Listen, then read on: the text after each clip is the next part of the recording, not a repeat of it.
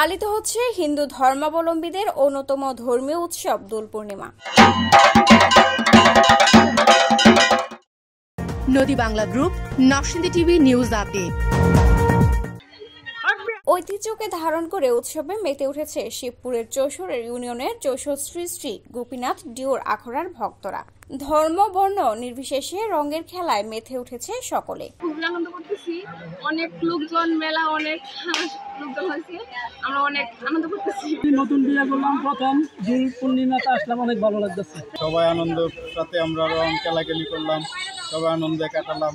বৈষ্ণব বিশ্বাস অনুযায়ী ফাল্গুনী পূর্ণিমা বা দোল পূর্ণিমা এদিনে বৃন্দাবনে রাধা ও গোপীদের সাথে আবির বা হোলি খেলায় মেতে উঠেছিল শ্রীকৃষ্ণ।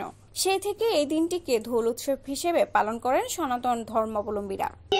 দোলযাত্রা আমাদের বাৎসরিক একটা উৎসব, যেমন রথযাত্রা, দোলযাত্রা আমাদের অন্তিম যাত্রা।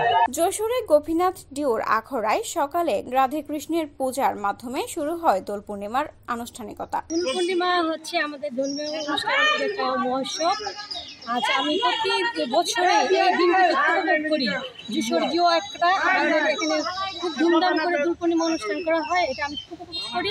প্রথমে মন্দিরের পুরোহিত, তারপর একে একে সকলে বিগ্রহের চরণে আবির ছুঁয়ে মেতে ওঠেন হোলি বা আবির খেলায়।